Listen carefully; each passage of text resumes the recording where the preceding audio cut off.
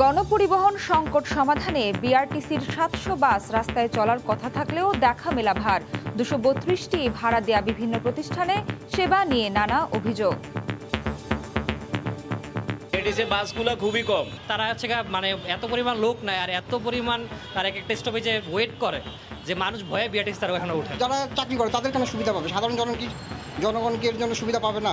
এখানে যদি শুধু ইনকামের কথা চিন্তা করতাম, আমরা সেবার কথা চিন্তা না করে, তাহলে কিন্তু আমরা এই প্রতিষ্ঠানগুলোতে গাড়ি দিতাম না। সকল স্তরের যাত্রীদের সেবায় কিন্তু আমরা বদ্ধপরিকর, আমরা সেই লক্ষ্যেই কাজ করে যাচ্ছি। দেখছিলেন বিশেষ শিরোনাম, সকালের সময়ের সঙ্গে আছি আমি নাবিলা সোহার। এবার অন্যান্য শীর্ষ সংবাদ। রংপুরের সহিংসতার ঘটনা তদন্তে নতুন মোড়। ধর্মভিত্তিক একটি গোষ্ঠী জড়িত থাকার যোগসূত্র পেয়েছে পুলিশ। গাইবান্ধা থেকে শিবির ক্যাডারকে গ্রেফতারের পর মিলছে নানা তথ্য।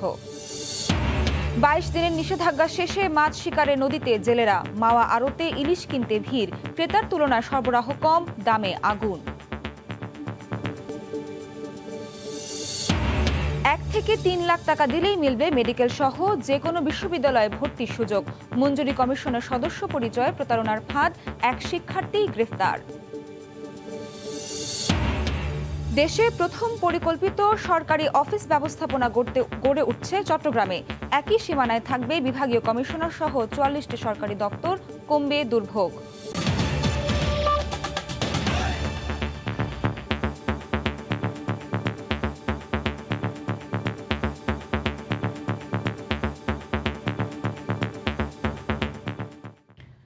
সাধারণ মানুষকে সেবা দেওয়ার লক্ষ্যে কেনা হলেও রাজধানীতে বিভিন্ন প্রতিষ্ঠানকে ভাড়া দেওয়া হয়েছে বিআরটিসি ২৩২টি বাস। সরকারি এসব বাস নিজেদের স্টাফ বাস হিসেবে ব্যবহার করছে সরকারি বেসরকারি নানা প্রতিষ্ঠান। একদিকে গণপরিবহন সংকট, অন্যদিকে ভাড়ায় খাটছে সরকারি বাস। এতে সাধারণ মানুষের ভোগান্তি চরমে। এসব বাস নির্দিষ্ট কোনো প্রতিষ্ঠানের জন্য সীমাবদ্ধ না রেখে সাধারণের জন্য উন্মুক্ত করার দাবি যাত্রীদের। তবে বিআরটিসি বলছে সবাইকে সমান সেবা দেওয়ার লক্ষ্যেই এমন সিদ্ধান্ত। নাজমুস সালেহের রিপোর্ট। ঘর থেকে বের হওয়া নগরবাসীর বাসের জন্য এমন অপেক্ষা ঢাকা শহরের নিত্যদিনের চিত্র। দীর্ঘক্ষণ দাঁড়িয়ে থেকেও মেলে না গন্তব্যের বাস। তাই তো বাস দেখলেই হুমড়ি খেয়ে পড়ার মতো অবস্থা। ধাক্কাধাক্কি করে বাসে উঠতে পারাই যেন প্রতিদিনের চ্যালেঞ্জ। 30 মিনিট 45 মিনিট অপেক্ষা করার পর আমরা আমাদের কাঙ্ক্ষিত রুটগুলোতে গাড়ি পাই না। যতগুলো সিট আছে তার থেকে যাত্রী বেশি, অনেক সময় দাঁড়িয়ে যেতে হয়।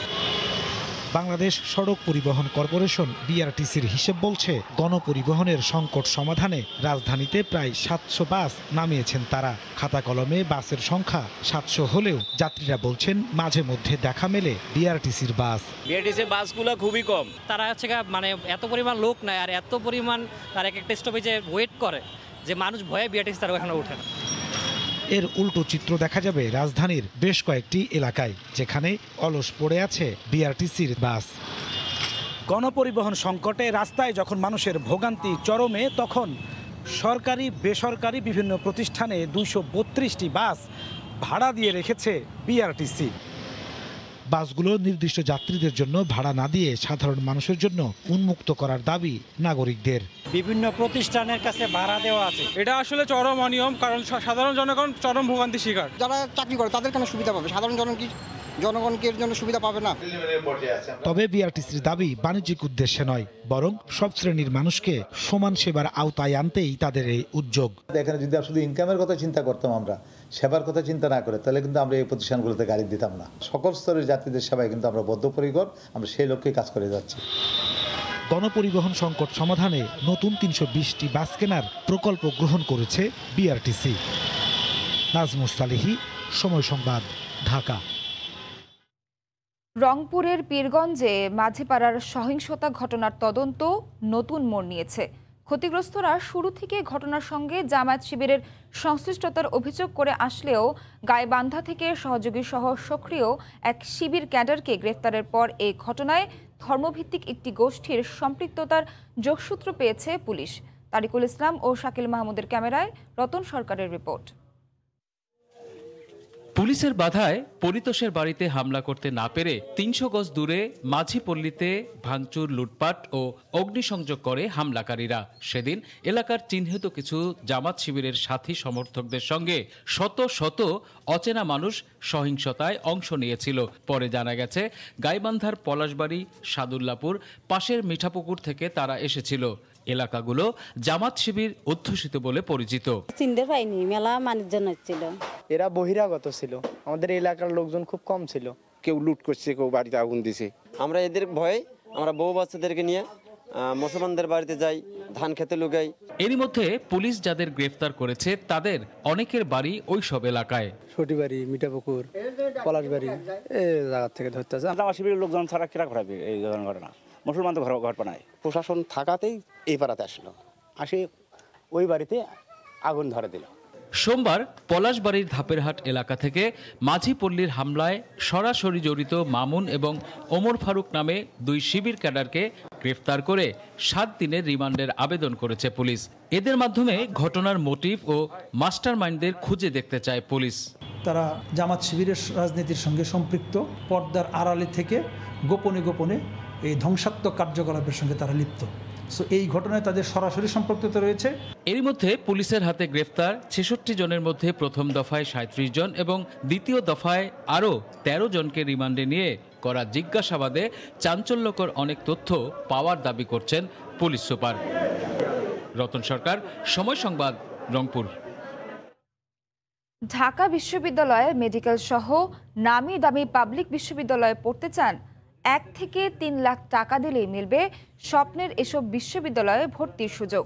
সামাজিক মাধ্যমে এমন প্রতারণার ফাঁদ পাতে আবু মুসা আশারি নামে এক বিশ্ববিদ্যালয়ের শিক্ষার্থী 2 বছর ধরে এভাবেই 20 লাখ টাকার বেশি অর্থ হাতিয়ে নিয়েছে সে। এজন্য কখনো সে বিশ্ববিদ্যালয় মঞ্জুরি কমিশনের সদস্য, আবার কখনো স্বাস্থ্য অধিদপ্তরের ঊর্ধ্বতন কর্মকর্তা পরিচয় দিতেন। সম্প্রতি এ প্রতারককে গ্রেফতার করেছে গোয়েন্দা পুলিশ। ডেন্টাল প্রশ্ন 100% কমন দিলাম, অ্যাডভান্স ছাড়া কাউকে প্রশ্ন দেই না। মূলত সামাজিক যোগাযোগ মাধ্যমে প্রতারণার এমন ফাঁদ পেতে এভাবে বিশ্ববিদ্যালয়ে ভর্তিচ্ছুদের প্রতারণা করে আসছিল আবু মুসা আশারি। বিশ্বাস স্থাপনের জন্য গুরুত্বপূর্ণ ব্যক্তিদের সাথে ভুয়া চ্যাটিং স্ক্রিনশটও পাঠাতো। এক ভুক্তভোগী নারায়ণগঞ্জের শেফালি আক্তার, তার মেয়েকে সরকারি মেডিকেলে চান্স পাইয়ে দেওয়ার নাম করে তার কাছ থেকে হাতিয়ে নেওয়া হয় 2 লক্ষ টাকা। মেসেজ পেলাম যে আপনাদের কারো বাচ্চা যদি এরকম খারাপ করে তাহলে আমার সাথে যোগাযোগ করেন। তো আমি যোগাযোগ করার পরে সে বললো আপনি কোন মেডিকেলে ভর্তি হবেন, আমি ভর্তি করে দেবো। সরকারি 3টা medical, Dhaka medical, Suhrawardy medical, Mitford. আমি বললাম মিটফুড ভর্তি করবো। বলে আমি শিক্ষা বোর্ড থেকে বলছি আপনার মেয়েকে আমি 1 নম্বর করে দেবো, আপনি আমার 10 লক্ষ টাকা দেবেন। সামাজিক যোগাযোগ মাধ্যমে ভর্তি পরীক্ষার গ্রুপগুলোতে জয়েন করে ভর্তি ইচ্ছুদের টার্গেট করত মুসা। গোয়েন্দা পুলিশ জানায়, প্রতারক আবু মুসা কখনো বিশ্ববিদ্যালয় মঞ্জুরি কমিশনের সদস্য, আবার কখনো স্বাস্থ্য অধিদপ্তরের ঊর্ধ্বতন কর্মকর্তা পরিচয় দিতেন।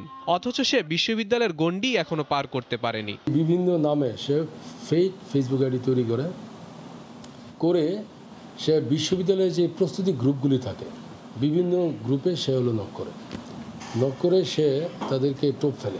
এখানেই শেষ নয়, কৌশলে ভর্তিচ্ছু ছাত্রছাত্রীদের প্রবেশপত্রের ছবি, মার্কশিট নিয়ে রাখতো এই প্রতারক। টাকা দিতে অপারগতা জানালে দেওয়া হতো হুমকি। ভর্তিচ্ছুরা তার ফাঁদে পড়ে তার কাছে টাকা পয়সা দিয়ে যদি জিম্মি না হয়, অনেকের সার্টিফিকেট এবং মার্কশিট কিন্তু সে ইতিমধ্যে ধ্বংস করে দিয়েছে।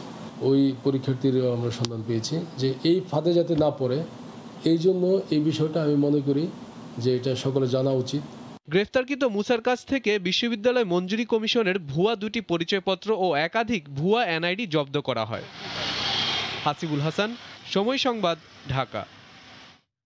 সকালের সময় আরও থাকছে, জয়পুরহাটে আবারও সক্রিয় কিডনি বেচাকেনা চক্র। 10 বছরে বিক্রি করেছে 350 মানুষ, অনেকে ভুগছেন জটিলতায়। বিএনপি চেয়ারপারসন বেগম খালেদা জিয়ার টিউমার ধরা পড়ায় বায়োপসি করা হয়েছে। অন্তত 3 সপ্তাহ সময় লাগতে পারে বায়োপসি পরীক্ষার ফল পেতে। গতকাল বিকেলে গুলশানের সংবাদ সম্মেলনে একথা জানান তার চিকিৎসক ডক্টর AZM জাহিদ। সংবাদ সম্মেলনে মির্জা ফখরুল ইসলাম আলমগীর বেগম জিয়ার শারীরিক অবস্থা নিয়ে বিভ্রান্তি না ছড়ানোর আহ্বান জানান। উন্নত চিকিৎসার জন্য দ্রুত বেগম জিয়াকে বিদেশে নেয়ার আবারও দাবি জানান তিনি। দুর্নীতি মামলায় দণ্ডিত বিএনপি চেয়ারপারসন বেগম খালেদা জিয়া গুরুতর অসুস্থ। সোমবার সকাল থেকে হঠাৎই বিভিন্ন মাধ্যমে আসতে থাকে এমন খবর। এরই মধ্যে তার ছোট ছেলে আরাফাত রহমান কোকোর স্ত্রীর দেশে আসায় সেই গুঞ্জন আরও দানা বাঁধে।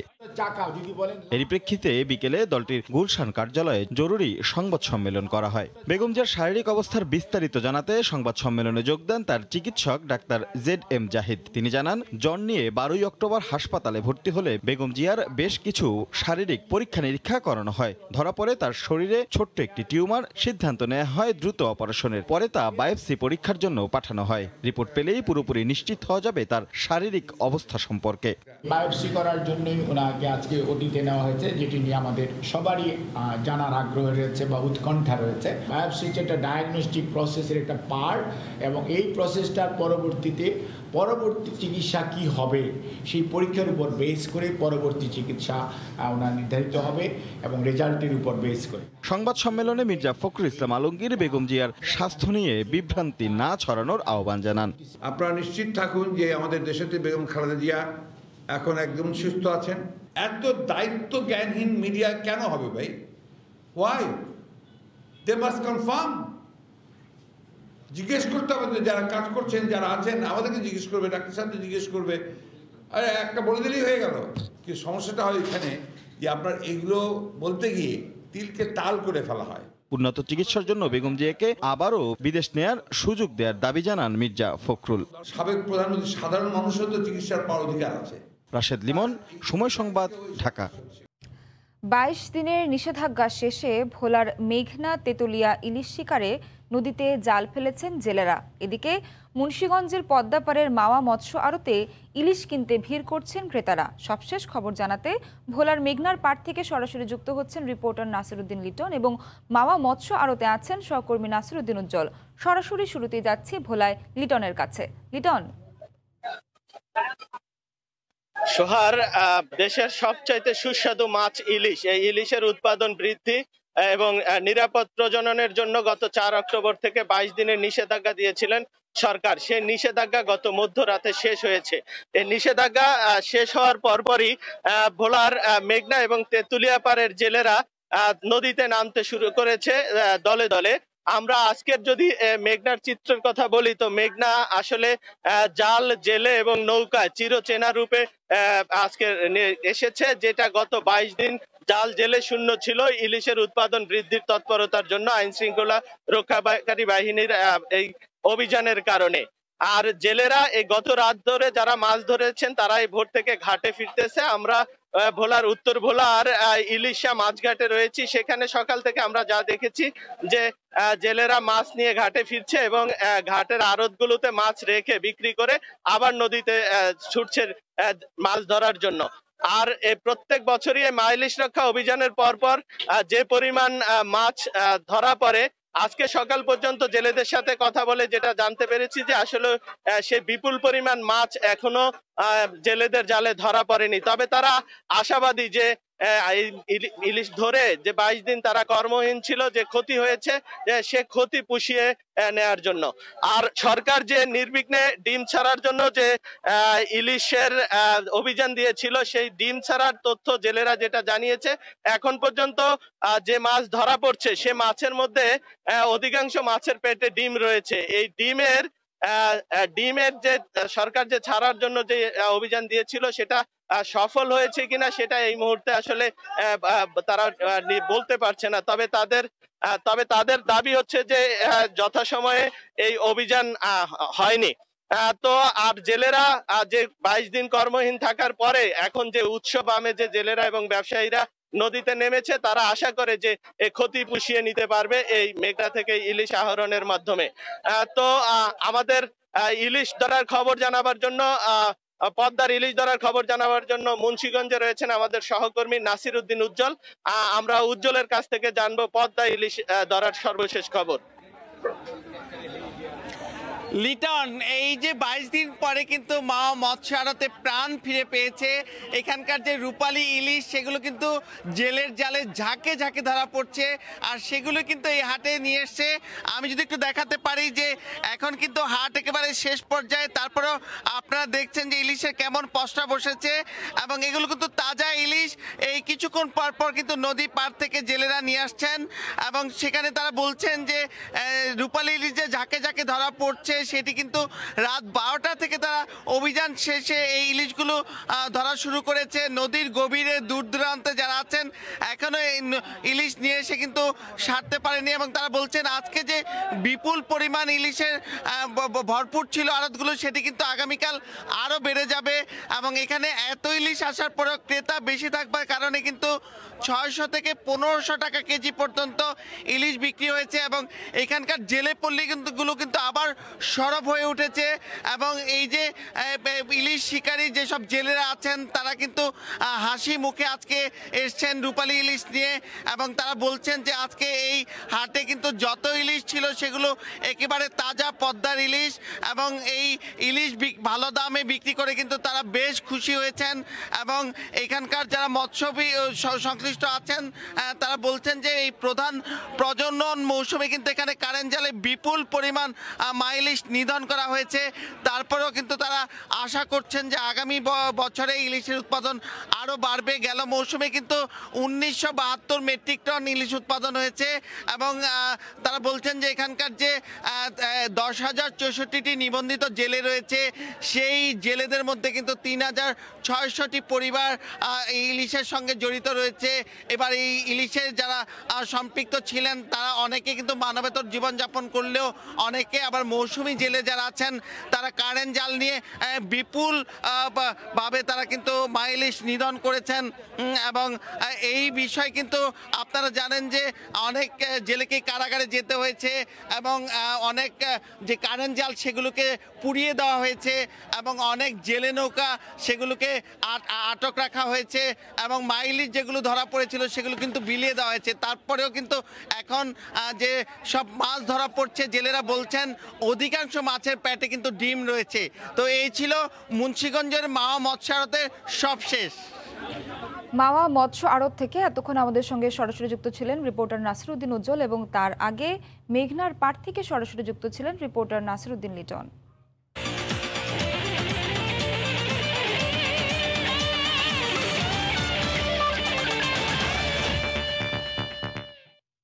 টি-20 বিশ্বকাপের আরও খবর। গ্রুপ 2-তে মঙ্গলবার পাকিস্তানের বিপক্ষে মাঠে নামবে নিউজিল্যান্ড। শারজা ক্রিকেট স্টেডিয়ামে ম্যাচটি শুরু হবে বাংলাদেশ সময় রাত 8টায়। এবারের আসরে দারুণ জয় দিয়ে মিশন শুরু করেছে পাকিস্তান। চিরপ্রতিদ্বন্দ্বী ভারতকে 10 উইকেটের বড় ব্যবধানে হারিয়ে আত্মবিশ্বাসের তুঙ্গে বাবর আজম বাহিনী। সেই ম্যাচে দারুণ ব্যাটিং উপহার দিয়ে হাফ সেঞ্চুরি তুলে নেন দুই ওপেনার রিজওয়ান ও বাবর আজম। এবারও জয়ের ধারাবাহিকতা বজায় রাখতে চাইবে হাফিজ শোয়েব মালিকরা। অন্যদিকে নিজেদের প্রথম ম্যাচে মাঠে নামছে নিউজিল্যান্ড। ম্যাচকে সামনে রেখে 3 বিভাগকে গুরুত্ব দিয়েছে কেন উইলিয়ামসন বাহিনী, যেখানে মার্টিন গাপটিল, জেমস নিশামদের সঙ্গে সেরাটা দিতে মুখিয়ে আছে টিম সাউদি ট্রেন্ট বোল্টরা। পরিসংখ্যান বলছে দু দলের 24 বারের মুখোমুখি লড়াইয়ে পাকিস্তানের 14 জয়ের বিপরীতে নিউজিল্যান্ডের জয় 10টিতে। আর টি-20 বিশ্বকাপে পাকিস্তান 3টি ও কিউইরা জয় পায় 2টিতে। চট্টগ্রামের কর্ণফুলী নদীর তীরে জেগে ওঠা চরে গড়ে উঠতে যাচ্ছে দেশের প্রথম পরিকল্পিত সরকারি অফিস ব্যবস্থাপনা, যেখানে একই সীমানায় থাকবে বিভাগীয় কমিশনার, জেলা প্রশাসকের কার্যালয় এবং সার্কিট হাউস সহ অন্তত 44টি সরকারি দপ্তরের অফিস।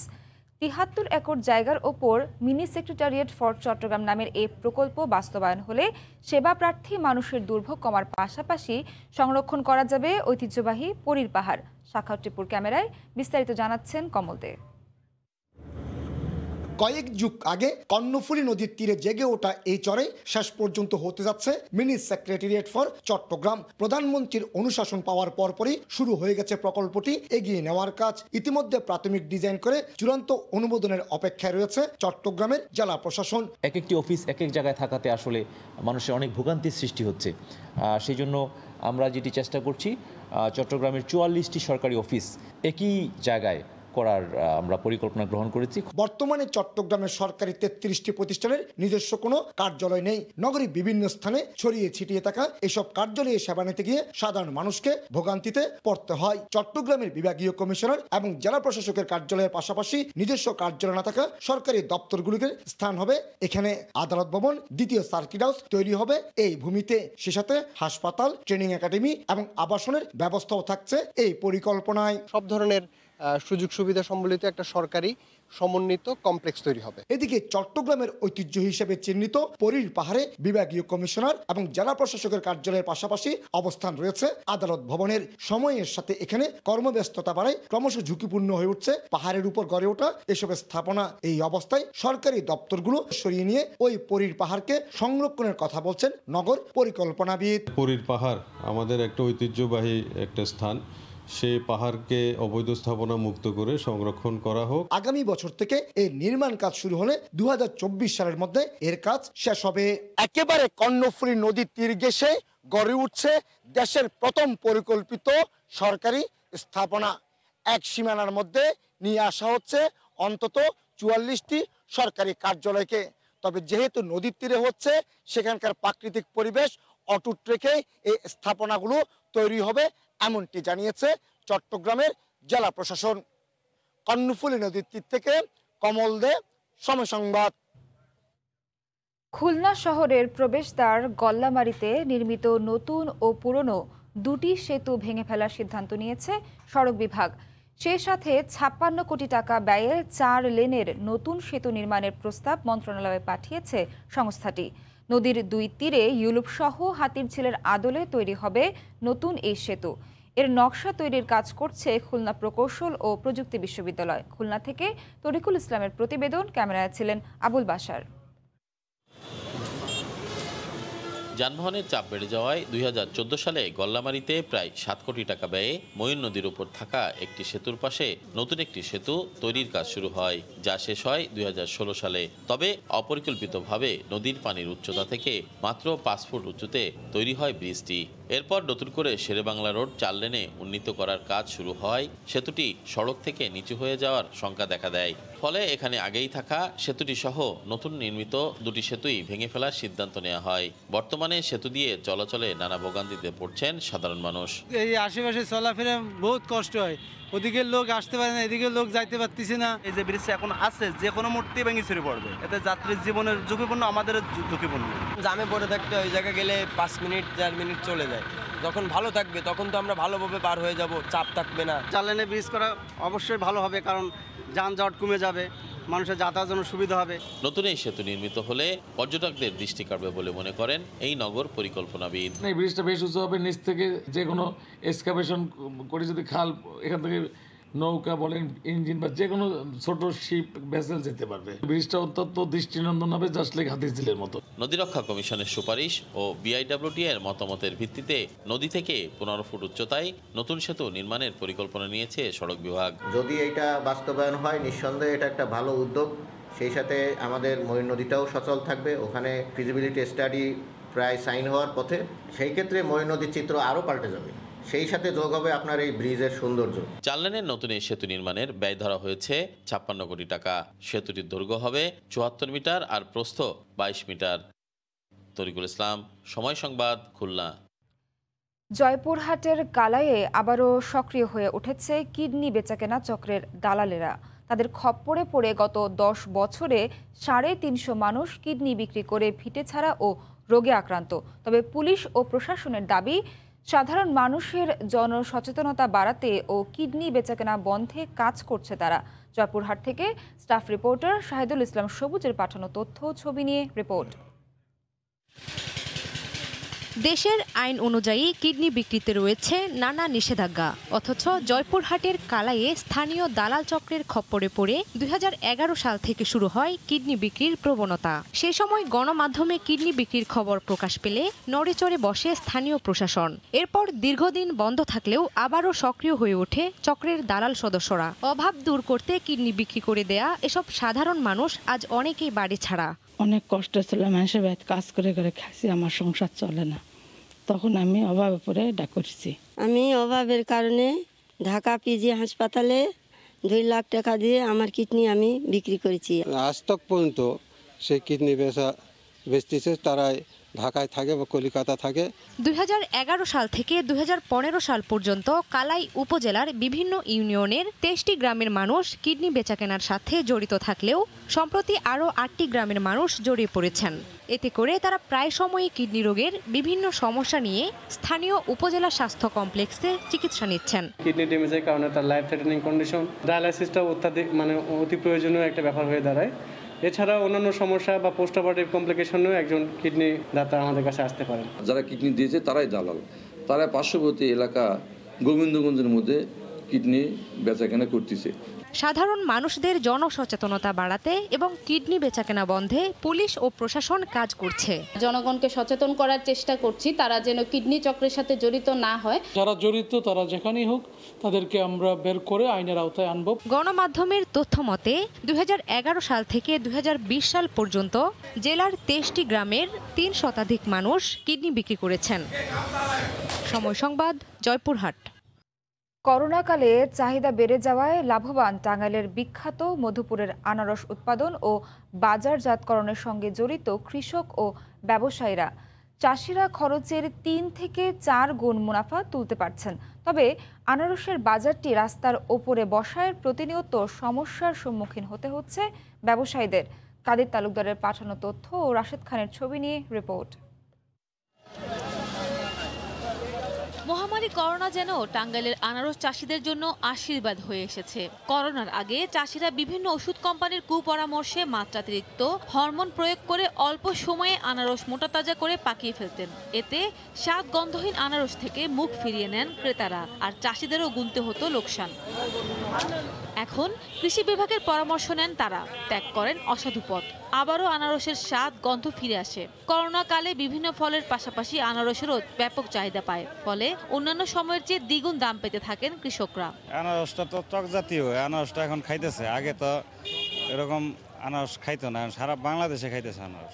চাহিদা বৃদ্ধি পায়, কৃষকের পাশাপাশি ব্যবসায়ীরাও লাভবান হতে শুরু করেন। প্রতি একর জমিতে দেখা চাষাবাদে 3 থেকে 4 লাখ টাকা আপনার ইনকাম থাকতেছে। এই মুহূর্তে 2 বছর ধরে আনারসের খুব ভালো দাম পাচ্ছে। তবে বাজারজাত করতে আনারসের স্থানীয় বাজারটি দীর্ঘদিন যাবৎ রাস্তার উপরে থাকায় নানা সমস্যার কথা তুলে ধরে কর্তৃপক্ষের সুদৃষ্টি কামনা করলেন ইজারাদার। একটু বৃষ্টি হলে পরে মনে করুন পানি ওঠে, বেশি বেশি পানি হয়, পানির কারণে ওই রাস্তার ধার জানা গেগা বাজারটা একটু দূরত্ব করে দিত, তাহলে আমাদের জন্য আরো বেশি ভালো হতো। সপ্তাহে 7 দিনই জলছত্র বাজার বসে, আর প্রতিদিনই এখানে কোটি কোটি টাকার আনারস বেচাকেনা হয়। সময় সংবাদ, টাঙ্গাইল। সকালের সময়ের শীর্ষ সংবাদ জানিয়ে দিচ্ছি আরেকবার। গণপরিবহন সংকট সমাধানে বিআরটিসির 700 বাস রাস্তায় চলার কথা থাকলেও দেখা মেলে না সহজে। 232টি ভাড়া দেয় বিভিন্ন প্রতিষ্ঠানের কাছে সবাইকে সেবা দেওয়ার অজুহাত। রংপুরের সহিংসতার ঘটনা তদন্তে নতুন মোড়, ধর্মভিত্তিক একটি গোষ্ঠী জড়িত থাকার যোগসূত্র পেয়েছে পুলিশ। গাইবান্ধা থেকে শিবির ক্যাডারকে গ্রেফতারের পর মিলছে নানা তথ্য। এবং 22 দিনের নিষেধাজ্ঞা শেষে মাছ শিকারে নদীতে জেলেরা। মাওয়া আড়তে ইলিশ কিনতে ভিড়, ক্রেতার তুলনায় সরবরাহ কম, দামে আগুন। এই ছিল সকালের সময়ে, সঙ্গে থাকুন সময়।